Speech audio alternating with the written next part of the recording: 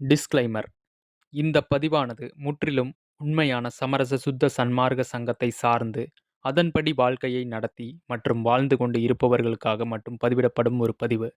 ஆதலால், சைவ சித்தாந்த வேடதாரிகள் மற்றும் பிற சமய மத வேதாந்த சித்தாந்திகளுக்கு அல்ல என்பதை புரிந்து கொள்ளவும். இந்த பதிவில் சொல்லப்படும் கருத்துக்களுக்கு நீங்கள் வாதம் செய்ய வேண்டாம் என்று கேட்டுக்கொள்ளப்படுகிறது. நீங்கள் வாதமிட வேண்டுமானால், உங்கள் சமய மத மார்க்கத்தில் உள்ளவரிடம் வாதமிடலாம். இதற்கும் சேனலுக்கும் எவ்வித பொறுப்பும் அல்ல என்பதை தெரிவித்துக் கொள்கிறோம். ஆன்மநேய உறவுகள் அனைவருக்கும் வந்தனம். இன்னைக்கு நம்ம என்ன டாபிக் பார்க்க போறோம்னு கேட்டிங்கன்னா, மரணமில்லா பெருவாழ்வு அடைவதற்கான வழி. அதை தாங்க நம்ம பார்க்க போறோங்க. இதுக்கு என்னென்ன வழிய நம்ம வள்ளல் பெருமான் ஐயா வகுத்து கொடுத்துருக்காரு அப்படிங்கிறத பற்றி நம்ம டீட்டெயில்டாக பார்ப்போங்க. அதாவது பார்த்தீங்கன்னா, வள்ளல் பெருமான் வாழ்ந்த காலகட்டங்களில் பார்க்கிலும் இன்றைய காலகட்டங்களில் நிறையா சன்மார்க்க சங்கங்கள் உருவாகிட்டு இருக்குங்க. அப்புறம் ஒவ்வொரு சன்மார்க்க சங்கத்திலையும் ஒரே கொள்கையை தான் கடைபிடிக்கிறாங்களா அப்படின்னு கேட்டிங்கன்னா, அது ஒரு கேள்விக்குறியாக தாங்க இருக்கு. ஏன் அப்படின்னு கேட்டிங்கன்னா, ஒரு சன்மார்க்க சங்கத்தவர்கள் ஜீவகாருண்யமே மோட்ச வீட்டின் திறவுகோல்னு சொல்லிட்டு, அந்த ஒரு குறிப்பிட்ட கர்ம யோகத்தில் மட்டும் ஈடுபட்டுட்டு வராங்க. அந்த விஷயங்களை கிளாஸ் எடுக்கிறேங்கிற பேரில் மக்களுக்கும் அவர்களுடைய கருத்துக்களை போதிச்சுட்டு வராங்க. இன்னொரு சன்மார்க்க சங்கத்தவர்கள் என்ன செய்கிறாங்க அப்படின்னு கேட்டிங்கன்னா, புதுசாக நாங்கள் சபை கட்ட போகிறோம், அருட்பெரும் ஜோதி ஆண்டவருக்கு புதுசாக சபை கட்டி அதில் வழிபாடு செய்ய போகிறோம் அப்படின்னு மக்கள்கிட்ட நிதி கலெக்ஷன் பண்ணிட்டு இருக்காங்க. இது பார்த்தீங்கன்னா, நம்ம வள்ளல் பெருமான் ஐயா வடலூரில் ஞான சபை கட்டினாருங்க. அதே மாதிரி இப்போ ஒவ்வொரு ஊர்லேயும் ஒவ்வொரு டிஸ்ட்ரிக்ட்லேயும் ஒவ்வொரு சபை கட்ட ஆரம்பிச்சிட்டாங்க. இப்போ பார்த்தீங்கன்னா, எல்லா ஊர்கள்லேயும் ஒரு சத்திய ஞான சபை, இல்ல சின்னதா ஒரு கோயில் கட்டி கூட நம்ம வள்ளல் பெருமான் ஐயாவ வச்சிருப்பாங்க. இன்னும் சிலர் பார்த்தீங்கன்னா, ஆ சைவ கோயில்கள்ல கூட நம்ம வள்ளல் பெருமான் ஐயா சிலை வடிச்சு வச்சிருப்பாங்க. ஃபோட்டோக்களையும் வச்சிருப்பாங்க. இதுல இன்னும் சிலர் பார்த்தீங்கன்னா, தனக்குன்னு ஒரு பேர், புகழ், அந்தஸ்துக்காக சன்மார்க்கத்துக்குள்ள வராங்க. அதாவது எப்படின்னு கேட்டீங்கன்னா, திருவருட்பா மற்றும் அருட்பெரும் ஜோதி அகவல் புத்தகத்த வச்சுக்குவாங்க. ஒரு கோவிலுக்கு போயிட்டு உட்கார்ந்து சும்மா அப்படியே வாசிக்கிறது. அதுல என்ன விஷயம் சொல்லப்பட்டிருக்குன்னு கருத்த உள்வாங்க மாட்டாங்க. சும்மா ஒரு பெருமைக்காக படிக்கிறது. ஆனா, அதன்படி நிப்பாங்களா அப்படின்னு கேட்டீங்கன்னா, அது ஒரு கேள்விக்குறியா தாங்க இருக்கு. சும்மா படிப்பாங்க. அத மனப்பாடமும் செஞ்சு வச்சுக்குவாங்க. ஆனா, அதுல சொல்லப்பட்டிருக்க விஷயம் எத சொல்ல வராங்கங்கிறது ஒரு கிளியர் கட்டா அவங்களுக்கும் புரியாதுங்க. எல்லாரும் படிக்கிறாங்க. இதுல படிச்சா நமக்கு வேணுங்கிறது நடக்குது. ஒரு ஆதாயத்துக்காக அவங்க படிச்சுட்டு இருப்பாங்க. இது போக சிலர் அசைவம் சாப்பிடக்கூடிய ஆளா இருப்பாங்க. ஆனா, வடலூர் போயி ஜோதி தரிசனம் பார்க்க போறேன்னு கிளம்பிருவாங்க. அவரு என்ன கொள்கைய வகுத்து குடுத்துருக்காரு, அந்த கொள்கைப்படி நம்ம நடந்தோமா? அதெல்லாம் பார்க்கறது கிடையாதுங்க. டைரக்ட்டா வடலூர் போறோம், ஜோதி தரிசனம் பார்க்குறோம். இத ஒரு ஃபோட்டோ எடுத்துக்குவாங்க, ஸ்டேட்டஸ்ல போட்டுக்குவாங்க. அவங்க ஃப்ரெண்ட்ஸ்க்குலாம் ஷேர் பண்ணுவாங்க. இந்த மாரி நாங்க போயிருக்கோம். அதுக்கு அவங்க ஃப்ரெண்ட்ஸ் சொல்லுவாங்க, "வடலூருக்கே போயிட்டு வந்துட்டீங்களா? பெருமையான விஷயம்." அப்படின்னு ஒரு பெருமைக்காக சில விஷயங்கள செஞ்சுட்ருப்பாங்க. ஸோ, இந்த மாதிரியும் சில பக்தர்கள் இருந்துட்டு தான் இருக்காங்க. அவங்கள நம்ம எந்த குறையும் சொல்லி ஒண்ணும் கிடையாதுங்க. ஆனா, நம்ம அருட்பெரும் ஜோதி ஆண்டவர் நம்ம எல்லாரும் மரணமில்லா பெருவாழ்வு அடையணுங்கிறதுக்காக தான் இந்த சமரச சுத்த சன்மார்க்கத்த வள்ளல் பெருமான் ஐயா மூலமா சொல்ல வராருங்க. ஆனா, நம்ம இத தெரிஞ்சுக்காம, சன்மார்க்கம் என்னன்னு புரிஞ்சுக்காம எதெதையோ பண்ணிட்டு இருக்கோங்க. இதுதான் பார்த்தீங்கன்னா, சில பேர் புத்தகத்த படிச்சுட்டு, அப்புறம் பாடசாலை ஆரம்பிக்கிறேன் அப்படின்னு சொல்லிட்டு, அவங்க சில கட்டணங்கள்லாம் வாங்கிட்டு, சில பேர்த்துக்கு கிளாஸ் எடுத்துட்டு இருப்பாங்க. இதுல போக, இந்த புத்தக வியாபாரம் பார்த்தீங்கன்னா, சன்மார்க்கத்தில எப்படி வியாபாரம் ஆகுதுன்னு கேட்டீங்கன்னா, இவங்க திருவருட்பா மற்றும் அருட்பெரும் ஜோதி அகவல ஒரு ஏகதேசம் படிச்சிருப்பாங்க. அத படிச்சுட்டு, இவங்க ஒரு ஓனா இவங்களோட கருத்த ஒரு புத்தகத்தில எழுதி, அந்த புக்ஸுக்கு ஒரு சில பெயர்கள் குடுத்து, அத விற்பனை செஞ்சுட்டு இருப்பாங்க. எக்ஸாம்பிளுக்கு பார்த்தீங்கன்னா, வள்ளலாரின் அற்புதங்கள், வள்ளலாரின் சாகா கல்வி உணவுகள் அப்படின்னு சொல்லிட்டு ஒரு புத்தகத்த வந்து தலைப்பு குடுத்து, அத வந்து இவங்க எழுதி வியாபாரத்துக்கு விட்டுருவாங்க. ஸோ, இந்த மாதிரி தான் புத்தகங்கள் வியாபாரம் வந்து சன்மார்க்கத்துக்குள்ள நடந்துட்டு இருக்குங்கிறத நீங்க புரிஞ்சுக்கணுங்க. அப்புறம் பார்த்தீங்கன்னா, நான் ஒரு நூலகத்துக்கு போயிருந்தேங்க. அந்த நூலகத்தில ஒரு புத்தகம் இருக்குங்க. அந்த புத்தகத்தோட தலைப்பு பார்த்தீங்கன்னா, வள்ளல் பெருமான் அடைந்த நிலைன்னு சொல்லிட்டு ஒருத்தர் எழுதியிருக்காரு. நான் என்ன கேட்கிறேன்னா, நீங்களே இங்க தான் உயிரோட இருக்கீங்க. அதாவது வாழ்ந்துட்டு இருக்கீங்க. நீங்க எப்படி வள்ளல் பெருமான் அடைந்த நிலைய தெரிஞ்சுக்க முடிஞ்சது? உங்களுக்கு எப்படி ஃபர்ஸ்ட்டு வள்ளல் பெருமான் அடைந்த நிலை தெரியும்? நீங்களே இங்க தான் போராடிட்டு இருக்கீங்க அப்படிங்கிற பட்சத்தில, அவரு என்ன நிலை அடைஞ்சிருக்காருன்னு நீங்க எப்படி வந்து பார்க்க முடிஞ்சுதுன்னு என்னோட கேள்விங்க. ஸோ, இவங்க என்ன பண்றாங்கன்னு கேட்டீங்கன்னா, திருவருட்பா மற்றும் அருட்பெரும் ஜோதி அகவல் மற்றும் சில ஒளிவில் ஒடுக்கம் இந்த மாரி புத்தகங்கள படிச்சுட்டு, அப்புறம் இல்லைன்னா 1ஆம் திருமுறையிலிருந்து 6ஆம் திருமுறை வரைக்கும் ஃபுல்லா ஒரு ஏகதேசம் படிச்சிருப்பாங்க. அத வச்சு ஒரு சில கருத்துக்கள இவங்க எழுதி வச்சிருக்காங்க. வள்ளல் பெருமான் இப்படி சொன்னாரு, இப்படி அடைஞ்சிருக்காரு, இந்த விஷயம்லாம் பண்ணியிருக்காங்க அப்படின்னு சொல்லிட்டு. இப்ப பாருங்க, இப்ப இருக்கிற நூலகத்துல ஏகப்பட்ட புத்தகங்கள் இருக்கு. அதுவும் வந்து நம்ம வள்ளல் பெருமான் ஐயாவ வச்சு பல பேர் வந்து புத்தகங்கள் எழுதியிருக்காங்க. இப்படி நீங்க ஒவ்வொரு புக்கா வாங்கி வாங்கி படிச்சுட்டு இருந்தீங்க அப்படின்னா, நீங்க எப்ப அந்த பேரின்ப பெருவாழ்வ பெறுவீங்க? இப்படி புத்தகங்கள் படிச்சுட்டே இருந்தா, அனுபவத்துக்கு நீங்க எப்ப போவீங்கங்கிறது தாங்க என்னோட கேள்வியா இருக்கு. சிலர் பார்த்தீங்கன்னா, நெறையா புக்ஸ் படிப்பீங்க. அதெல்லாம் எனக்கு ஒரு பெரிய விஷயமே இல்ல. யார் எழுதினாலும் நான் வாங்கி படிப்பேன். அப்படின்னு கேட்டீங்கன்னா, நம்ம வந்து பார்த்தீங்கன்னா, மரணமில்லா பெருவாழ்வுங்கிற பேரின்ப பெருவாழ்வு அடையறதுக்கு தாங்க, நம்ம வந்து முயற்சியில இருந்துட்டு இருக்கோம். அப்போ நம்ம வந்து பார்த்தீங்கன்னா, யாரு ஜெயிச்சிருக்காங்களோ, அந்த மரணத்த வென்று யாரு ஜெயிச்சிருக்காங்களோ, அவங்க புத்தகத்த மட்டும் தான் எடுத்து வச்சு படிக்கணுமே ஒழிய, அத வச்சு ஒரு சில கருத்துக்கள் வந்து பேசக்கூடிய நபர்கள் எழுதிய புத்தகத்த நீங்க படிச்சுட்டு இருந்தீங்கன்னா, ஒண்ணுக்கு ஒண்ணு கருத்து மாறுபாடுல நீங்க உங்களோட முயற்சிய கோட்ட விட்டுருவீங்க. ஏன்னா, அவர் எழுதியிருக்கிறது வந்து அந்த வேர்ட்ஸுக்கான மீனிங் என்ன? எத மீன் பண்ணி எழுதியிருக்காரு? அப்படிங்கிறதே வந்து எக்ஸாக்ட்டா தெரியுங்க. நமக்கு தெரியாது. இப்ப பார்த்தீங்கன்னா, நம்ம இந்தியால இருக்க அன்பர்கள்லாம் வந்து பார்த்தீங்கன்னா, யுஎஸ்ஏல இருந்து வரக்கூடிய புத்தகங்கள வந்து படிக்கிறாங்க. அங்க இருக்கிற ஆத்தர் எழுதியிருக்கிறதா சொல்லிட்டு, இங்க எக்ஸ்ப்ளைன் பண்ணிட்டு இருக்காங்க சில YouTubeல. அப்போ அவங்க எளிமையா எழுதியிருந்தாலும் கூட, சில நுணுக்கங்கள் வந்து அவங்களோட அந்த உள்ளுணர்வுல இருந்து எழுதியிருப்பாங்க. அது அவங்க தான் வந்து அனுபவிச்சிருப்பாங்க. அத இங்க வந்து எல்லாத்துக்கும் ஸ்ப்ரெட் பண்ணும்போது என்ன நடக்கும்னு கேட்டீங்கன்னா, ஒவ்வொருத்தருக்கும் ஒவ்வொரு கருத்தா வந்து பதிஞ்சிரும் போய். அப்ப எப்படி உங்களுக்கு எல்லாமே ஒரே கருத்தா புரியும்னு நீங்க நெனைக்கிறீங்க? சிலர் சொல்லுவீங்க, "இல்லைங்களே எனக்கு நல்லாவே புரியுதே" அப்படிம்பீங்க. உங்களுக்கு நல்லா புரியுது தான். இப்ப எக்ஸாம்பிளுக்கு பார்த்தீங்கன்னு வைங்களேன், நம்ம ஒரு வேர்ட் எடுத்துக்குவோமே. இங்கிலீஷ் வேர்ட்ல லுக், சைட், சீ இந்த 3 வேர்டுக்கும் பார்த்தீங்கன்னா, ஒரே வார்த்த தான் தமிழ்ல. ஆனா, இது எந்த இடத்துல நம்ம போடும்போது, எந்த மீனிங் குடுக்குறதுங்கிறது ஒரு டிஃபரெண்ட் இருக்குங்க. அந்த மாதிரி தான் இந்த புத்தகங்கள்ல இருக்க வேர்ட்ஸும், ஒரு வேர்ட சொல்றாங்க அப்படின்னா, அது ஒவ்வொருத்தருக்கு ஒவ்வொரு மாதிரி புரியும். அது எந்தெந்த இடத்துல அந்த வார்த்தை வரும் அப்படிங்கிறதும் வந்து டிஃபரன்ஷியேட் இருக்குங்க.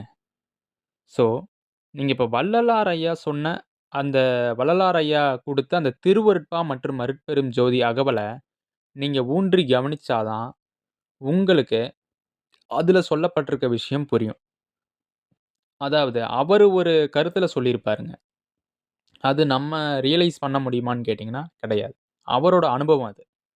அத இன்னொருத்தர் சொல்றாருன்னா, அது அந்த அளவுக்கு டீப்பா இருக்குமா? அவரு சொன்ன தொனியில இருக்குமான்னு கேட்டீங்கன்னா, ஒரு பார்ஷியலா தான் இருக்குமே ஒழிய, டீப்பா இருக்காதுங்க. அத நீங்க புரிஞ்சுக்கணுங்க. சிம்பிளா சொல்லணும்னு வைங்களேன், இப்ப நீங்க திருவள்ளுவர பத்தி எனக்கு முழுசா தெரிஞ்சுக்கணும் அப்படின்னு நெனச்சீங்கன்னா, அப்ப நீங்க திருக்குறள எடுத்து ஆராய்ச்சி செஞ்சு பார்க்கணும். அவரு சொல்லப்பட்டிருக்க விஷயங்கள், அவர் எழுதியிருக்க விஷயங்கள், அதெல்லாம் படிச்சா தான் அவர நீங்க புரிஞ்சுக்க முடியும்.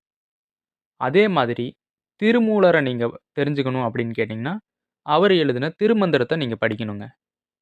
அப்பதான் அவர நீங்க புரிஞ்சுக்க முடியுங்க. இந்த மாதிரி தான் எந்த ஞானிகள், எந்த சித்தர்கள பத்தி நீங்க தெரிஞ்சுக்கணும் அப்படின்னு நெனச்சீங்கனாலும், அவங்க எழுதியிருக்கிற புத்தகத்த நீங்க ஆராய்ச்சி செஞ்சாலே, அவங்கள பத்தி ஓரளவுக்கு நீங்க வந்து புரிஞ்சுக்கலாங்க. இன்னும் சில விஷயங்கள் வந்து பார்த்தீங்கன்னா, அது உங்க அனுபவத்தால் கிடைக்கும். அப்படின்னு சொல்லி நம்ம வள்ளல் பெருமான் ஐயாவே சொல்லிட்டாரு. மீதியெல்லாம் நீங்க வந்து அனுபவத்தால் அறிக அப்படின்னே சொல்லிட்டாருங்க.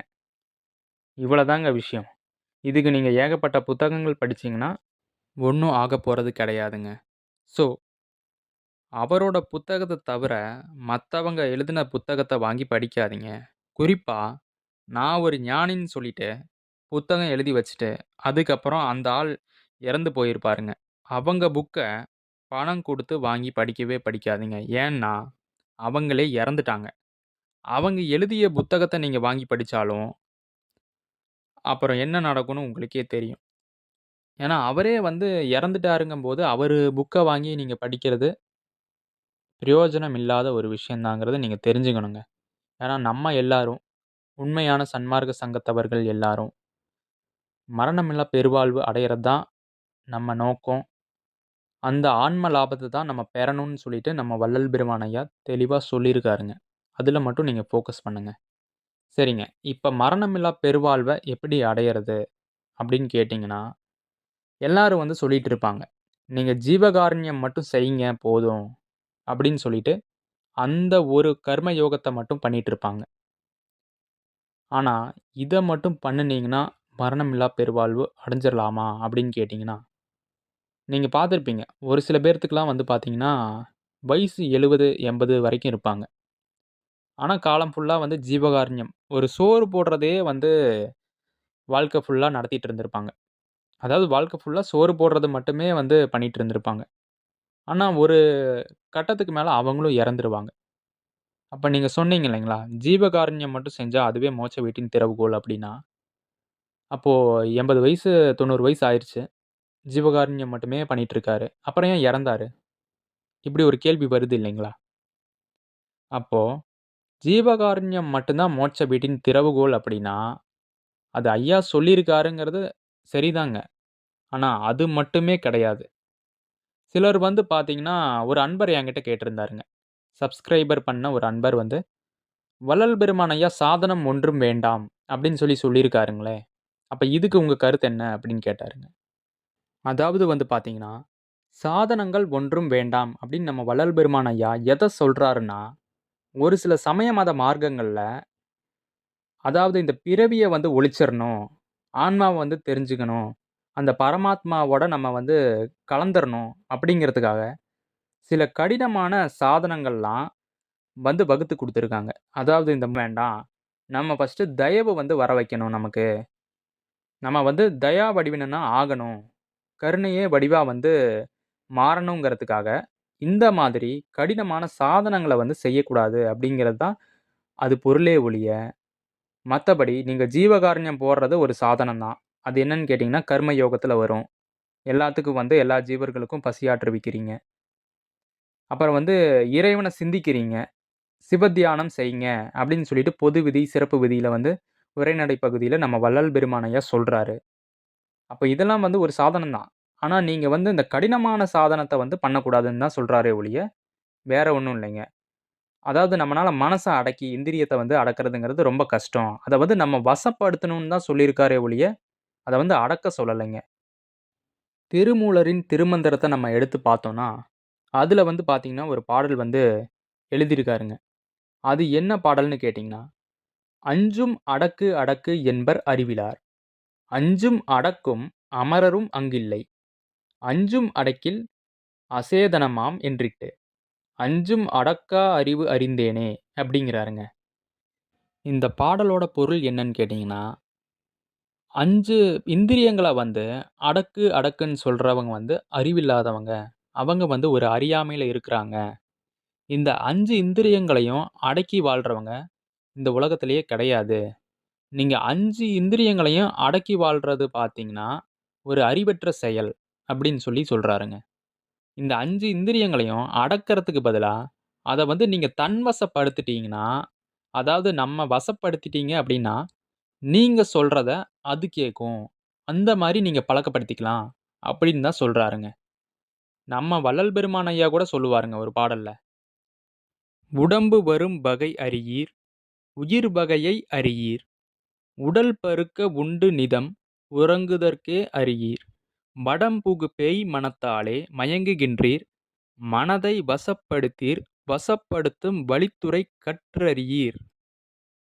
அதாவது, இந்த பாடல்ல என்ன சொல்ல வராருன்னு கேட்டீங்கன்னா, இந்த உடம்பு வந்து எப்படி வருதுங்கிற வகைய நீங்க தெரிஞ்சுக்க மாட்டேங்கிறீங்க.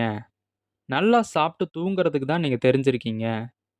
இந்த பேய் மாதிரி அலைபாஞ்சுட்டு இருக்கிற மனச வந்து நீங்க வசப்படுத்தாம, அது சொல்றதபடி கேட்டு மயங்கிட்டு இருக்கீங்க. அப்படின்னு சொல்லிட்டு நம்மள வந்து சொல்றாருங்க. அந்த மனச வசப்படுத்துற விஷயம் உங்களுக்கு தெரிஞ்சிருச்சுன்னா, உங்கனால ஐம்பொறிகளையும் அடக்கி, உங்களுக்குள்ள போய் சென்று அந்த கடவுள் நிலையறிந்து அம்மயமாதல். அந்த விஷயத்த செய்ய முடியும் அப்படிங்கிறாருங்க. ஆனா, இந்த மனச வசப்படுத்தணும் அப்படின்னு கேட்டீங்கன்னா, அதுதாங்க இருக்கிறதுலே ஒரு பெரிய விஷயங்க. இதுக்கு தான் நம்ம வள்ளல் பெருமான் ஐயா சில ஸ்டெப்ஸ வந்து வகுத்து குடுத்துருக்காருங்க. ஃபர்ஸ்ட்டு நீங்க எல்லாரும் மரணமில்லா பெருவாழ்வ அடையணும்னா, முதல்ல பிரம்மச்சரியத்துல இருக்கணுங்க. இதுதான் முதல் ஒழுக்கம். நம்ம வள்ளல் பெருமான் ஐயா கூட ஒரு சைடு பிரம்மச்சரியம் இருக்கணும் அப்படிங்கிறாருங்க. தீவிரதரனுக்கு வந்து பிரம்மச்சரியம் கட்டாயம் இருக்கணுங்கிறாருங்க. இந்த பிரம்மச்சரியம் அப்படின்னா என்னன்னு கேட்டீங்கன்னா, நம்மளுடைய சுக்கில மற்றும் ஸ்ரோனித சக்திய எக்காரணத்த கொண்டும் வெளியில வந்து விடக்கூடாது. அத வந்து நம்ம பாதுகாத்து வச்சுட்டே இருக்கணும். அது எந்த அளவுக்கு கெட்டித்தன்மையோட, திடத்தன்மையோட இருக்கோ, அந்த அளவுக்கு நம்ம அறிவு வந்து மேலோங்கிட்டே இருக்கும். இந்த அறிவு மேலோங்கும்போது என்ன நடக்கும்னு கேட்டீங்கன்னா, நம்ம ஐம்பொறிகளும் நம்ம கண்ட்ரோலுக்கு வருங்கிறத நம்ம வள்ளல் பெருமான் ஐயா சொல்றாருங்க. இது வந்து பார்த்தீங்கன்னா, ஃபர்ஸ்ட்டு நம்ம பிரம்மச்சரியம் கடைபிடிச்சாலே, அடுத்தடுத்து வந்து பார்த்தீங்கன்னா, எல்லா ஒழுக்கங்களும் கைகூடும் அப்படிங்கிறத சொல்றாங்க. அதனால தான் ஒரு சில சமய மதங்கள்ல பிரம்மச்சரியத்த வந்து கட்டாயம் வச்சிருப்பாங்க. அதாவது மேரேஜ் ஆகாதவங்களுக்கு.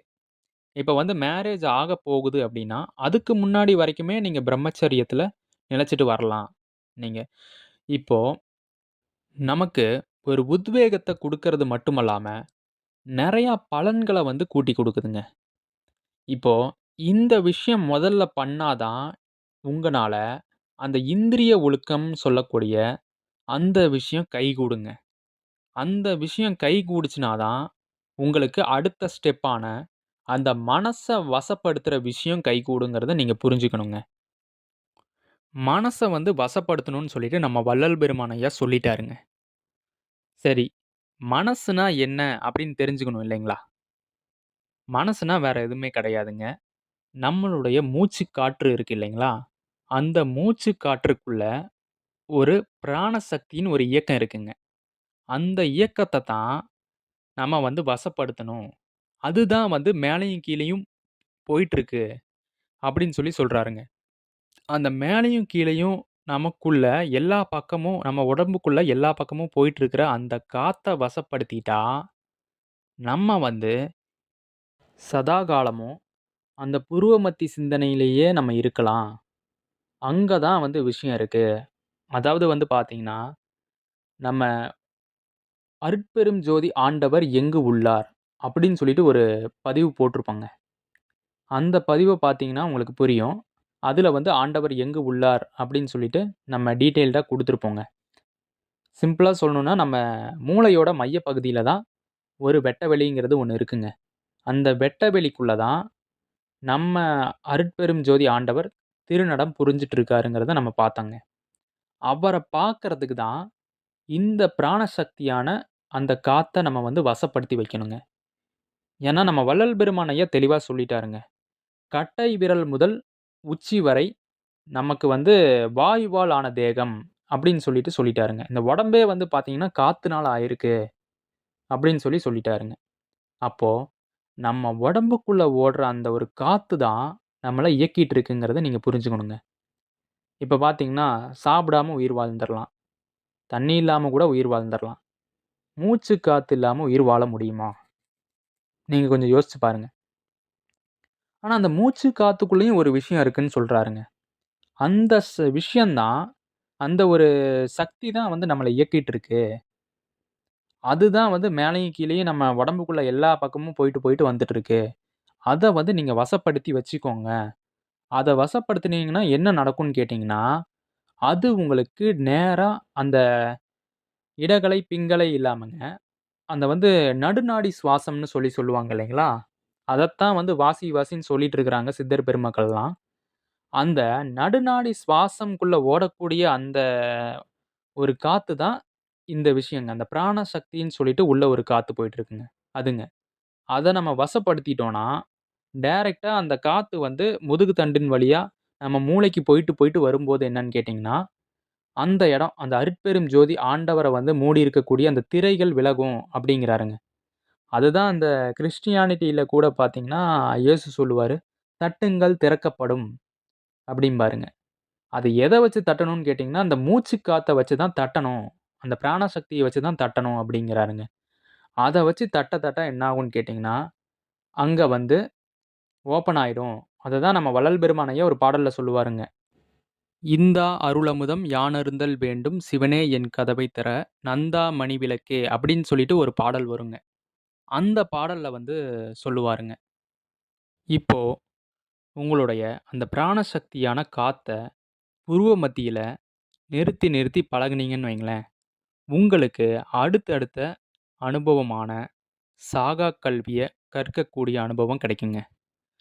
உங்களுடைய மூச்சு காற்ற தாங்க அந்த இடத்துல, அதாவது அந்த புருவ மத்தின்னு சொல்லக்கூடிய அந்த இடத்துல நிறுத்தி, நிறுத்தி நீங்க பழகிட்டு வரணுங்க. அதாவது காத்துன்னா வேற ஒண்ணும் இல்லைங்க. உங்களுடைய எண்ணங்கள் தான் காற்று அலைகளாக பரவி இருக்குதுங்கிறத நீங்க புரிஞ்சுக்கணுங்க. அந்த எண்ணங்கள அங்க நீங்க நிறுத்தி, நிறுத்தி பழகும்போது, இங்க தான் அருட்பெரும் ஜோதி ஆண்டவர் விளங்குறாரு அப்படின்னு சொல்லிட்டு, முதல்ல புருவ மத்தியில சிந்தனை செஞ்சுட்டு வாங்க. அப்புறம் அங்க வந்து உங்களுக்கு மனசு நின்றுச்சு அப்படின்னா, மனசுனா வேற ஒண்ணும் இல்லைங்க. எண்ணங்கள். எண்ணங்கள்னா, அந்த காற்று அலைகள்ல உங்களோட எண்ணங்கள் பரவி கிடக்குதுங்க. அத வந்து நீங்க அங்க நிறுத்தி பழகுங்க. அது நின்னு உங்களுக்கு வந்து ஒரு அனுபவம் கிடைச்சிருச்சுன்னா, டைரக்ட்டா நீங்க "சிற்சபையின் கண் கவனம் வைக்கலாம்" அப்படிங்கிறாருங்க. சிற்சபைங்கிறது தான் அந்த திருச்சிற்றம்பலம் அப்படின்னு சொல்லக்கூடிய அந்த இடங்க. அங்க தான் ஆன்மா இருக்கு. அந்த ஆன்ம பிரகாசத்துக்குள்ள உள்ளொளியா இருக்கக்கூடிய பிரகாசம் தான் கடவுள். அதுக்குள்ள தான் அவரு திருநடம் புரிஞ்சுட்டு இருக்காருங்கிறத நீங்க புரிஞ்சுக்கணுங்க. அதத்தான் வந்து நம்ம வள்ளல் பெருமான் ஐயா சொல்லுவாருங்க, ஒரு பாடல்ல. அங்க தான் வந்து நான் படிச்சதா சொல்றாருங்க. திருச்சிற்றம்பல கல்விய தான் வந்து நான் படிச்சேன். வேற எந்த இடத்துலயும் நான் போய் படிக்கல. அப்படிங்கிறத சொல்றாருங்க.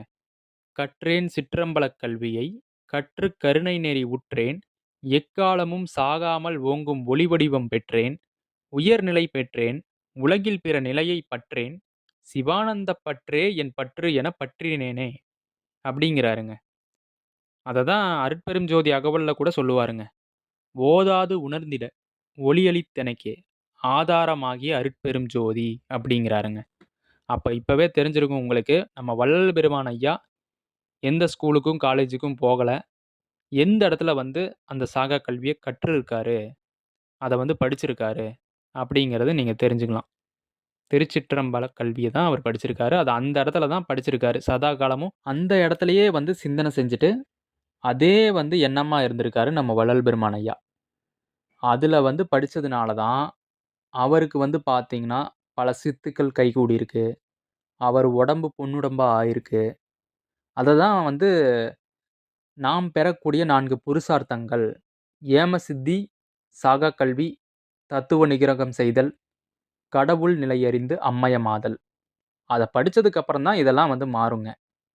நம்ம உடம்பு வந்து பொன்னுடம்பு ஆகுறதாகட்டும், நம்ம தத்துவங்கள்லாம் வந்து டெஸ்ட்ராய் பண்ணக்கூடிய ஒரு விஷயமாகட்டும், அதாவது தத்துவங்களை எல்லாம் அழிக்கக்கூடிய விஷயமாகட்டும், அந்த 96 தத்துவங்களையும் அழிக்கக்கூடிய விஷயம் வந்து அப்ப தான் கைகூடும். அங்க தான் ஏன்னா சாகா கல்விய கற்றதுக்கு அப்புறம் தான் இதெல்லாம் நடந்திருக்குங்க. அதுதான் கடவுள் நிலையறிந்து அம்மயமாதல். கடைசியா அட் த எண்ட் தான் கடவுளோட நிலை இப்படிப்பட்டது அப்படின்னு சொல்லிட்டு, அவரு அது மயமாவே ஆகுறாருங்க. அந்த அருட்பெரும் ஜோதி ஆண்டவரே அவர் மயமாவே ஆகுறாருங்க. இப்போ இந்த ஒரு விஷயம் கைகூடுனா தான், உங்களுக்கு இந்த இந்திரிய ஒழுக்கம் இதெல்லாம் கைகூடுனதுக்கு அப்புறம் தான், உங்களுக்கு வந்து கருணை அப்படிங்கிறது கைகூடுங்க. நீங்க இந்த இந்திரிய ஒழுக்கம் கைகூடாம, உங்களுக்கு கருணைங்கிறது வரவே வராதுங்க. சும்மா வேணா சொல்லுவாங்க. "நான் வந்து கருணையா இருக்கேன், நான் தயவா இருக்கேன்" அப்படின்னு சொல்லிட்டு இருப்பாங்க. அதெல்லாம் வந்து பார்த்தீங்கன்னா, வெறும் பேச்சு தானே ஒழிய, நீங்க வந்து இந்திரிய ஒழுக்கம் இல்லாம கருணைங்கிறது கைகூடுது அப்படின்னா, அத வந்து நான் எப்படி பார்க்குறேன்னு கேட்டீங்கன்னா, அது ஒரு பொய்யா தாங்க பார்க்குறேன். என்னோட கருத்து இது. உங்களுக்கு வந்து நீங்க இல்ல இந்திரிய ஒழுக்கம் இல்லாம வந்து கருணை வரும், அன்பு வரும் அப்படின்னு நெனச்சீங்கன்னா, அது உங்களுடைய விருப்பம், உங்களுடைய ஒப்பீனியனுங்க. எனக்கு ஆனா அதுல வந்து ஒரு உண்மை தன்மை இருக்கிற மாதிரி தெரியல. இந்திரிய ஒழுக்கத்த ஃபர்ஸ்ட்டு ஃபாலோ பண்ணுங்க. எல்லாரும் வந்து இப்ப பல சேனல்கள்ல வந்து ஜீவகாருண்யம் மட்டும் தான் பேசுவாங்க. இந்த இந்திரிய ஒழுக்கத்த பத்தி பேசவே மாட்டாங்க. ஒரு ஏகதேசம் பேசுவாங்க. ஆனா இதுதான் வந்து அடிப்படைங்கிறத நீங்க புரிஞ்சுக்கணுங்க. ஃபர்ஸ்ட்டு பிரம்மச்சரியம் நீங்க இருக்கணும். அப்புறம் வந்து இந்திரிய ஒழுக்கம் ஃபாலோ பண்ணணும். அதுக்கப்புறம் தான் அந்த இந்திரிய ஒழுக்கம் கைகூடுனா தான் உங்களுக்கு கரண ஒழுக்கமே கைகூடுங்க. கரண ஒழுக்கம் கைகூடிருச்சுன்னா, நீங்க எல்லா உயிரையும் வந்து என் உயிரு. இது என்னோட உயிர் தான். அப்படின்னு பார்க்கக்கூடிய அடுத்த கட்ட உயர்ந்தபட்சமான அந்த ஒரு அறிவு நிலைக்கு நீங்க போவீங்க. அதுதான் ஜீவ ஒழுக்கம். அந்த ஜீவ ஒழுக்கத்துல போயிட்டீங்கன்னா, அப்ப எல்லா உயிரும் என்னோட உயிரு அப்படின்னு நீங்க பார்த்துருவீங்க. அப்புறம் உங்களுக்கு என்ன ஆன்ம ஒழுக்கம் தானாகவே வந்துரும். எறும்பு முதல் யானை வரை எல்லாமே வந்து என் உயிர் தான். உள்ள வந்து சமமா இருக்கக்கூடியது ஒரே ஆன்மா தான். உருவம் வந்து வேறா இருந்தாலும், அதோட ஆன்மா வந்து ஒண்ணு தான். அப்படிங்கிற தன்மைக்கு நீங்க வந்துருவீங்க. அப்புறம் நீங்க உங்களுக்கு வேலையே முடிஞ்சுச்சு. ஜாக்பாட் தான் அடுத்து. இதுதாங்க ப்ராசஸ். மத்தபடி நீங்க ஜீவகாருண்ய ஒழுக்கம், அது மட்டும் பண்ணா போதும் அப்படின்னு செஞ்சீங்கன்னா, ஒண்ணும் முடியாதுங்க. அப்புறம் இன்னொரு விஷயம் வந்து பார்த்தீங்கன்னா, வள்ளல் பெருமான் ஐயா தியானம், யோகம், தவம் எங்கேயும் வந்து செய்ய சொல்லவே இல்ல. அப்படின்னு சொல்லிட்டு இன்னொரு சன்மார்க்க சங்கத்தவர்கள் அதுவும் வந்து பேசிட்டு இருக்காங்க. இப்போ நீங்க சிறப்பு விதி, பொது விதி எடுத்து பாருங்க. சிவத்தியானம் செய்யுங்க அப்படிங்கிறாருங்க. அதாவது நீங்க தூங்கி எந்திரிக்கிறீங்க காலையில. எந்திரிச்சு வந்து எதுவுமே பண்ணாதீங்க. அப்படியே உட்காருங்க. அப்படியே வந்து உட்கார்ந்துட்டு, அப்படியே அருட்பெரும் ஜோதி ஆண்டவர சிந்திச்சுட்டு வாங்க அப்படிங்கிறாருங்க. இப்ப இதுக்கு பேர் நீங்க என்னன்னு நெனைக்கிறீங்க? சிந்தித்தல் அப்படின்னு நெனைக்கிறீங்களா? அப்படிலாம் கிடையாதுங்க. நீங்க சிந்திக்கிறது தான் தியானம் அப்படிங்கிறத நீங்க புரிஞ்சுக்கணுங்க.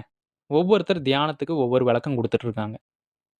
நீங்க சும்மா சிந்திச்சாலே அதுக்கு பேரு ஒரே தன்மையோட மனச ஒருநிலைப்படுத்தி ஒரு விஷயத்த சிந்திச்சுட்டு வரீங்கனாலே அதுதாங்க தியானம். இதத்தான் வந்து சொல்றாருங்க நம்ம வள்ளல் பெருமான் ஐயா. சிவத்தியானம் செய்யுங்க. அதாவது சிவத்த நோக்கி தியானம் செய்யுங்க. சிவம்ங்கிறது வேற எதுவும் இல்லைங்க. சிவம்ங்கிறது தான் அந்த பிராணசக்திங்கிற மூச்சு காற்றுங்கிறத நீங்க புரிஞ்சுக்கணுங்க. அந்த சிவம் இருந்தா உங்களுக்கு வந்து உயிரோட இருப்பீங்க. சிவம் வெளிய போயிருச்சுனா தான் உங்க உடல் வந்து சவம் அப்படின்னு சொல்லி சொல்றாருங்க. இதுதான் விஷயமே ஒழிய, தியானம், தவம் இதெல்லாம் செய்யக்கூடாது அப்படின்னு சொல்லி நம்ம வள்ளல் பெருமான் ஐயா எங்கேயுமே சொல்லலைங்க. சிவத்தியானம் செய்யுங்கன்னு தான் சொல்றாரே ஒழிய, செய்யக்கூடாது அப்படின்னு எங்கேயும் சொல்லலைங்க. வள்ளல் பெருமான் ஐயா வந்து தவம் செய்யக்கூடாது அப்படின்னு சொல்லியிருந்தா, அவா அறுத்தலுங்கிற ஒரு தலைப்புல இந்த பாடல் எழுதுறாரு பாருங்க.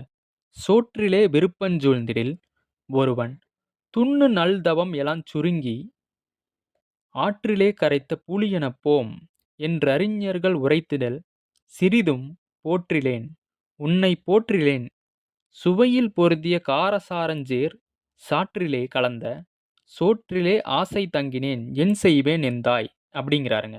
அதாவது ஒருத்தனுக்கு வந்து சோற்றுல வந்து விருப்பம் போச்சு. அதுல போய் விருப்பம் பட்டு, அவன் வந்து சாப்பாடு மேல ஆசை வச்சு, பற்று வச்சு, அது பின்னாடி போயிட்டுருக்கான்னா, அந்த "துண்ணு நல் தவம் எல்லாம் சுருங்கி ஆற்றுல கரைத்த புளியென போயிரும்." அப்படின்னு சொல்லிட்டு இவரு எழுதியிருக்காருங்க. அந்த இடத்துல தவம்ன்னு சொல்லிட்டு ஒரு வார்த்தைய வந்து சொல்லியிருக்காரு. அப்ப இவரு தவம் பண்ணியிருந்தா தானே அந்த வார்த்தைய சொல்ல முடியுங்க. தவம் செய்யாம எதுக்கு தவம்ன்னு சொல்லிட்டு அந்த வார்த்தைய யூஸ் பண்றாருங்க. இத வந்து நீங்க யாரு தவம் செய்யக்கூடாது அப்படின்னு சொல்லிட்டு சொல்றாங்களோ, வள்ளல் பெருமான் ஐயா தவம் வந்து செய்யக்கூடாதுன்னு சொல்லியிருக்காரு. அப்படிங்கிறவருங்கிட்ட அப்படிங்கிற சன்மார்க்க சங்கத்தவர்கள்கிட்ட இந்த பாடல நீங்க காட்டி, "இதுல ஏன் தவம்னு சொல்லியிருக்காரு?" அப்படின்னு நீங்க கேட்கணும். அப்ப அவங்களோட பதில் என்னன்னு பாருங்க. இத வந்து நீங்க கேட்டா தான் தெரியும். வள்ளல் பெருமான் ஐயா தவம் வந்து செய்யக்கூடாதுன்னு சொல்லியிருக்காரா? அப்படின்னு. "தயை வளர் தவமே" அப்படிங்கிறாருங்க. இன்னொரு பாடல்ல கூட சொல்றாரு பாருங்க. "கீரையே விரும்பேன், அதுவும் பருப்போடு கலந்த கீரையே விரும்பினேன். வெறும் தண்ணீரையே விரும்பேன், தெங்கிலங்காயின் நீரையே விரும்பினேன். உணவில் ஆரையே எனக்கு நிகர் எனப் புகழ்வேன். ஐயகோ! அடிச்சிறு நாயேன் பேரையே உரைக்கில் தவமெலாம் ஓட்டம் பிடிக்குமே என் செய்வேனெந்தாய் அப்படிங்கிறாருங்க. அப்போ இந்த பாடல்ல பாருங்க, தவமெலாம் ஓட்டம் பிடிக்குமே என்ன செய்வேன்னு தெரியலையே அப்படிங்கிறாருங்க. இதுல எதுக்கு தவம்னு வந்து யூஸ் பண்ணியிருக்காரு? அதாவது நான் வந்து சாப்பாட்டு மேல பற்று வச்சு, அத வந்து விரும்பி விரும்பி சாப்பிடுறேன். அதுவும் பருப்போட கலந்த கீரை இருந்தா தான் நான் சாப்பிடுவேன். அ தெங்கிலங்காய் அதாவது அ இளநீர் குடிச்சா தான் வந்து எனக்கு நல்லா இருக்கும். வள்ளல் பெருமான் ஐயா தவம் செய்யக்கூடாதுங்கிறது எங்கேயுமே சொல்லலைங்க. எல்லாரும் தப்பா புரிஞ்சுக்கிறீங்க. தவம்னா ஒண்ணுமே கிடையாதுங்க. இப்ப நீங்க ஒரு சிந்தனைய வந்து பண்றீங்கன்னு வைங்களேன், மனச ஒருநிலைப்படுத்தி, உங்களுக்கு டைம் கிடைக்கும் போதெல்லாம், நீங்க வந்து அருட்பெரும் ஜோதி ஆண்டவர வந்து சிந்திக்கிறீங்க அப்படின்னா, ஒரு 10 நிமிஷம் சிந்திக்கிறீங்க, ஒரு 20 நிமிஷம் சிந்திக்கிறீங்க அப்படின்னா, அதுக்கு பேர் தியானம்.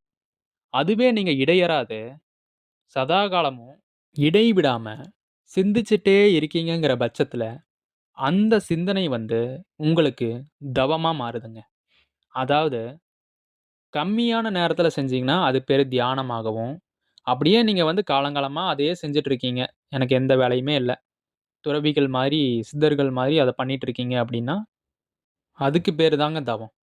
நீங்க ஒரு விஷயத்த இடைவிடாம அப்படியே வந்து ரொம்ப நெடுங்காலமா செஞ்சுட்டே இருந்தீங்கன்னா, அது வந்து தவம்ங்க. நீங்க இல்ல, அது எனக்கு அப்பப்ப மட்டும் தான் செய்ய முடியும். கொஞ்சம் டைம் தான் இருக்கு. டைம் கிடைக்கும்போது மட்டும் தான் பண்ண முடியும். அப்டின்னீங்கன்னா, அதுக்கு பேரு தியானங்க. இவ்வளதாங்க விஷயம். இதுக்கு தான் வந்து ஒவ்வொருத்தர் வந்து தவம்னா இப்டி செய்யணும், கைய இப்டி திருப்பி செய்யணும், கால இப்டி மடக்கிக்கணும், மூச்ச இழுக்கணும், அப்டி இப்டின்ட்டு இருக்காங்க. இதெல்லாம் பண்ணீங்கன்னா வந்துட்டு, உங்களுடைய சுவாச காற்று அதிகமா செலவாகுங்க. வள்ளல் பெருமான் ஐயா தெளிவா சொல்றாருங்க. உங்களுடைய சுவாச காற்று செலவிடாத செயல்கள தான் நீங்க செய்யணும் அப்டிங்கிறாருங்க. அதிகமா வந்து இப்ப நீங்க வந்து ஜிம்முக்கு போறீங்க, ஒரு எக்ஸர்சைஸ் பண்றீங்க, இல்ல ஓடுறீங்க. அப்ப உங்களுக்கு என்ன ஆகும்? உங்க சுவாச காற்று வந்து அதிகமா நீங்க வந்து இறைப்பீங்க. கரெக்ட்டுங்களா? அப்ப அதிகமா இறைக்கிறதுனால, உங்களுக்கு வந்து ஆயுள் வந்து கம்மியாகும் அப்டிங்கிறாருங்க. இந்த மாதிரி அதுதான் "கடுநடை கூடாது" அப்டிம்பாரு. இந்திரிய ஒழுக்கத்துல வந்து சொல்றாருங்க. பொது விதியோ, சிறப்பு விதியோ அதுல பார்த்தீங்கன்னா தெரியும். அதுல வந்து சொல்றாரு. நீங்க இத காட்டி கேட்கலாம்.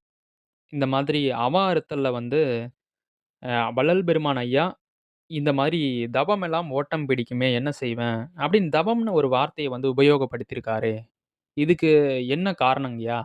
அப்படின்னு சன்மார்க்க சங்கத்தவர்கள் கிட்ட நீங்க கேட்கலாம். அத யாரு வந்து உங்ககிட்ட தவம் செய்யக்கூடாது, தியானம் செய்யக்கூடாதுன்னு சொல்றாங்களோ, அவங்க கிட்ட இத காட்டி கேளுங்க.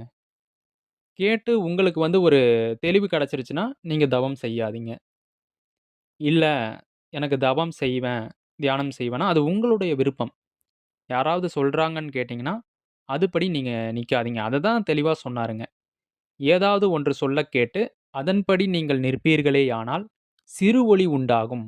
அதனால் நீங்கள் அற்ப சித்தியை பெறக்கூடும் அப்படின்ட்டாரு தெளிவா. உங்களுக்கு அற்ப சித்தி வேணுமா? இல்ல மரணமில்லா பேரின்ப பெருவாழ்வு வேணுமான்னு முடிவு பண்ண வேண்டியது நீங்க தாங்க. ஸோ, இது வந்து என்னோட கருத்து கிடையாதுங்க. நம்ம வள்ளல் பெருமான் ஐயா சொல்லியிருக்கிறத நான் உங்களுக்கு படிச்சு காட்டுனேங்க. "தவமெல்லாம் ஓட்டம் பிடிக்குமேன்னு" சொல்றாரு. இன்னொரு விஷயம் பார்த்தீங்கன்னா, "சோற்றிலே விருப்பஞ் சூழ்ந்திடில் ஒருவன் துண்ணு நல்தவம் எலாம் சுருங்கி ஆற்றிலே கரைத்த புளியெனப் போம்." அப்படின்னு சொல்லிட்டு அவர் தாங்க சொல்றாரு. நான் சொல்லல. ஸோ, இவரே சொல்லியிருக்காருன்னா, அவர் பண்ணியிருக்கிறதுனால தான் சொல்லியிருக்காருங்க. மத்தபடி வேற எந்த விஷயமும் கிடையாதுங்க. இப்ப இந்த ஒரு கருத்துக்கள கேட்டுட்டு, நீங்க வந்து என்கிட்ட "இல்ல வாதம் பண்ணிக்கலாமா?" அப்படின்னு சொல்லி கேட்பீங்க ஒரு சில பேரு. வாதம் பண்றதுக்கு நான் ஆள் கிடையாதுங்க. நீங்க வந்து யார்கிட்ட வாதம் பண்ணணுமோ, அங்க போய் வாதம் பண்ணிக்கலாம். இல்ல நீங்க தான் இந்த கருத்துக்கள பேசுறீங்க.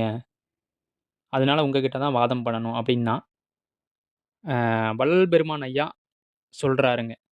பல பல சமய மதங்கள் இதுலலாம் வந்து சாமி இருக்கிறதா சொல்லி, அங்க ஒரு சில விஷயங்கள்லாம் சொல்லியிருக்கிறதா சொல்லி, அத வந்து நீங்க வந்து இங்க புலம்பிட்டு இருக்கீங்க.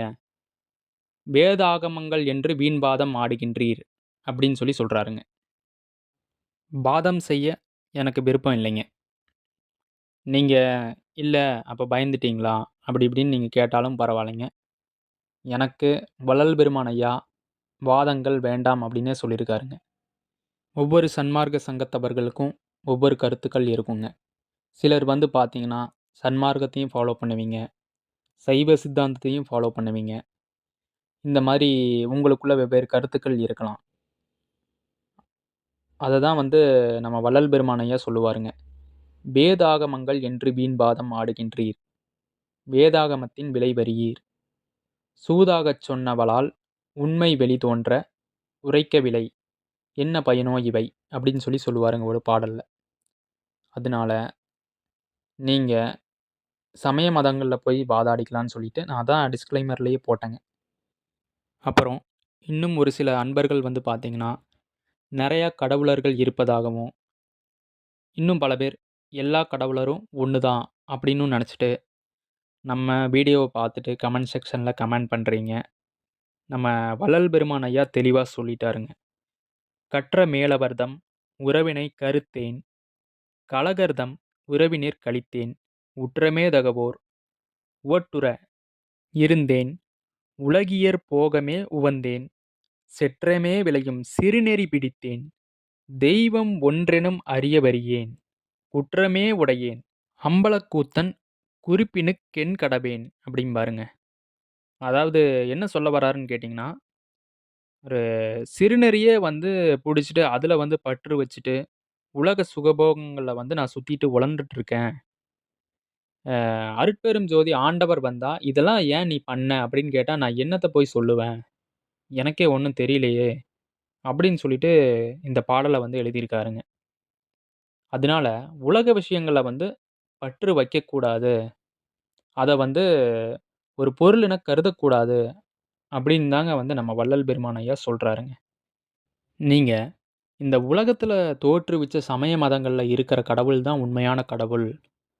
அவரு தான் எல்லாம் வல்ல சர்வ சித்தியை உடைய கடவுள் அப்படின்னு நெனச்சீங்கன்னா, அது நெனச்சுக்கோங்க. உங்களோட விருப்பம். இந்த வீடியோ வந்து முழுக்க முழுக்க உண்மையா சமரச சுத்த சன்மார்க்கத்த ஃபாலோ பண்றவங்களுக்கு மட்டும் தான் உருவாக்கப்பட்ட ஒரு பதிவே ஒழிய, எல்லாருக்கான பதிவு கிடையாதுன்னு நீங்க புரிஞ்சுக்கணுங்க. இந்த வீடியோ உங்களுக்கு வந்து புடிக்கல, இதுல இருக்க வீடியோக்களின் கருத்துக்கள் எனக்கு வந்து உடன்பாடு இல்லைன்னா, நீங்க ஸ்கிப் பண்ணிட்டு போலாம். இது வந்து உண்மையான சமரச சுத்த சன்மார்க்கத்துக்காக, அதுல வந்து உண்மையாலுமே உண்மை கடவுள் ஒண்ணு தான். வள்ளல் பெருமான் ஐயாவ, அவரோட வார்த்தைகள யாரு கேட்குறாங்களோ, அவர்களுக்கு இந்த வீடியோ போய் சேருங்க. அவங்களுக்கு வந்து இந்த வீடியோ புடிக்கும். உண்மையான விஷயங்கள். அவங்களுக்காகவே என்னோட நேரத்த செலவு பண்ணி தான் நான் இத வந்து குடுக்குறேங்க. மத்தபடி எல்லா சமய மதவாதிகளுக்கும், சைவ சித்தாந்திகளுக்கும் கிடையாதுங்கிறத இப்பவே தெரிவிச்சுக்கிறேங்க. ஸோ, அன்பர்களே, இப்போ உங்களுக்கு மரணமில்லா பெருவாழ்வு அடைவதற்கான வழிய வந்து என்னால ஃபுல் ஃப்ளெட்ஜ்டா குடுக்க முடியலைனாலும் கூட, ஓரளவுக்கு உங்களுக்கு கிடைச்சிருக்கும்னு நான் நம்புறேன். இது வந்து பார்த்தீங்கன்னா, என்னுடைய சிற்றறிவுக்கு எட்டுன வரையில வள்ளல் பெருமான் ஐயா எனக்கு குடுத்த அருள்ல, என்னுடைய சிற்றறிவுக்கு எட்டுன வகையில நான் உங்களுக்கு தெரியப்படுத்தியிருக்கேங்க. இல்ல சிலர் வந்து பார்த்தீங்கன்னா, என்ன விடையும் நல்ல ஒரு உயர்ந்த நிலையில இருக்கலாம். அவங்களுக்கு ஒரு அனுபவம் இருக்கும். அது இருந்தாலும் வந்து நீங்க கமெண்ட் செக்ஷன்ல கமெண்ட் பண்ணுங்க. ஆனா வந்து மேக்ஸிமம் இந்த ஸ்டெப்ப வந்து ஃபாலோ பண்ணுனீங்க அப்டின்னா, இந்த ஆர்டர் வைஸ்ல ஃபர்ஸ்ட்டு பிரம்மச்சரியம் ஃபாலோ பண்றீங்க. அதுக்கப்புறம் இந்திரிய ஒழுக்கம் ஃபாலோ பண்றீங்க அப்டின்னா, கட்டாயம் உங்களுக்கு வந்து அந்த மரணமில்லா பெருவாழ்வு அல்லது அந்த பேரின்ப பெருவாழ்வுன்னு சொல்லக்கூடிய ஒரு விஷயம் கைகூடுங்கிறதுல எந்தவித ஐயமும் இல்ல. நீங்க வந்து வள்ளல் பெருமானோட அருளாலும், அருட்பெரும் ஜோதி ஆண்டவருடைய அருளாலும், உங்களுக்கு அவர் இந்த ஒழுக்கத்த நீங்க ஃபாலோ பண்ணீங்கன்னா, கட்டாயம் தெரிவிப்பார். இது என்னுடைய சத்தியம் கிடையாதுங்க. நம்ம வள்ளல் பெருமான் ஐயாவுடைய சத்தியம். "மரணமிலா பெருவாழ்வில் வாழ்ந்திடலாம் கண்டீர், புனைந்துரையேன் பொய்புகழேன் சத்தியம் சொல்கின்றேன்." அந்த சத்தியம்ங்கிறது அவரு சொல்லியிருக்காருங்க. அவரு திருவாய் மலர்ந்து சொல்லக்கூடிய ஒரு விஷயம். நம்மளுடைய கருத்துக்கள் எதுவுமே இல்லைங்க. அவர் சொல்றத தான் நம்ம வந்து உங்களுக்கு புரியும் வகையில கொஞ்சம் எடுத்து சொல்றோமே ஒழிய, நம்மளுடைய சொந்த கருத்து எதுவும் கிடையாதுங்க. என்னுடைய சிற்றறிவுக்கு எட்டுன வகையில நான் உங்களுக்கு சொல்லியிருக்கேங்க. ஓகேங்களா? இந்த வீடியோ பதிவு உங்களுக்கு புடிச்சிருக்கும்னு நான் நம்புறேன். கூடவே இணைந்திருங்க. அடுத்தடுத்த பதிவுல நம்ம வந்து இன்னும் கொஞ்சம் ஒவ்வொரு டாபிக்கா எடுத்து பார்ப்போங்க. அதாவது இந்திரிய ஒழுக்கம்ல நெறைய விஷயங்கள் சொல்லியிருக்காரு. அதுல ஒவ்வொன்லயும் எப்படி இருக்கணுங்கிறத நம்ம டீட்டெயில்டா பார்ப்போங்க. ஏன்னா, பெரும்பாலும் இந்த இந்திரிய ஒழுக்கம்ங்கிறது கை கூடிருச்சுனாலே வந்து, நம்ம கிட்டத்தட்ட ஒரு 70, 80% வந்து அந்த பிறவிக் கடல வந்து கடந்துட்ட மாதிரி தாங்க. ஏன்னா, அந்த ஒழுக்கத்துல தாங்க எல்லாமே அடங்கியிருக்கு. அந்த ஒழுக்கத்த வந்து கடைபிடிச்சிட்டீங்கனாலே, நீங்க பாதி கடல கடந்துரலாங்க. ஆனா, இதுக்கு வந்து பிரம்மச்சரியம் கட்டாயம் கடைப்பிடிக்கணுமா? அப்படின்னு கேட்டீங்கன்னா, நீங்க வந்து இதுக்கு வந்து ஆப்ஷனே கிடையாதுங்க. உங்களுடைய உயிர் சக்தியானது, நீங்க விரயம் செய்யாம இருந்தீங்கன்னா தான், உங்களுக்கு அது சப்போர்ட் பண்ணி குடுக்கும். இப்ப உங்கனால முடியலங்கிற பட்சத்தில பார்த்தீங்கன்னா, அது உங்களுக்கு புத்துணர்ச்சிய குடுக்குங்க. அந்த உயிராற்றல் உங்களுக்கு புத்துணர்ச்சிய குடுக்கும்போது, ஆட்டோமேட்டிக்கா நீங்களே வந்து உங்கள மீறின தவறுகள நீங்க பண்ண மாட்டீங்க. அது உங்களுக்கு அறியாமையில வந்து இருக்க வைக்கவே விடாதுங்க. நீங்க வந்து ஒரு தெளிவா, ஃபோக்கஸ்டா எத படிச்சீங்கனாலும் கவனத்தோட படிப்பீங்க.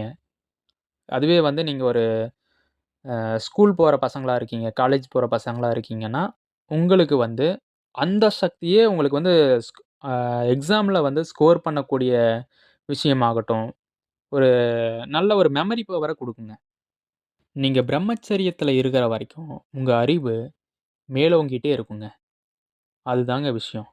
இல்ல நான் வந்து இல்லறத்தாரா இருக்கேன். நான் என்ன பண்றதுன்னு கேட்டீங்கன்னா, ஒண்ணும் பிரச்சனை இல்லைங்க. நீங்க வந்து வள்ளலார் ஐயா சொல்றத அந்த தூதுவளை, கரிசலாங்கண்ணி இதெல்லாம் வந்து சாப்பிட்டுட்டே வாங்க. அந்த உயிர் சக்தி ஆற்றல வந்து அதிகப்படுத்தக்கூடிய உணவுகளா சாப்பிட்டு வாங்க. ஆனா வந்து உடம்புக்கு சூடான விஷயங்களா நீங்க எடுத்துக்கணுங்க. குளிர்ச்சியான விஷயங்கள சன்மார்க்க அன்பர்கள் தொடவே தொடாதீங்க. சிலர் பார்த்தீங்கன்னா வந்து தயிர் சாப்பிடுவீங்க, மோர் சாப்பிடுவீங்க. இந்த மாதிரிலாம் நீங்க சாப்பிடும்போது என்ன நடக்கும்னு கேட்டீங்கன்னா, உங்க உடல்ல இருக்க சூட்ட வந்து அது குறைச்சுருங்க. நம்ம சன்மார்க்க அன்பர்களுக்கு உடம்புல இருக்கக்கூடியதே சூடு தாங்க. ஏன்னா, அந்த அருளுங்கிற அந்த விஷயம் எப்படி இருக்கும்னு கேட்டீங்கன்னா, தக தகன்னு சூடா இருக்குங்க. அந்த சூடு வந்து உங்களுக்குள்ள கலக்கணும் அப்படின்னா, உங்க உடம்ப சூடு பண்ணுங்க. Plus into plus is equal to plus. நீங்க உங்க உடம்ப பிளஸ்ஸா வச்சிருந்தீங்கன்னா தான், அந்த பிளஸ் வந்து உங்களுக்கு கலக்குங்க. அந்த அருளுங்கிற பிளஸ் வந்து உங்கள கலக்கும்போது தான் 2 ஈக்குவல் ஆகும்போது தான் உங்களுக்கு ஒரு பிரச்சனையும் வராது.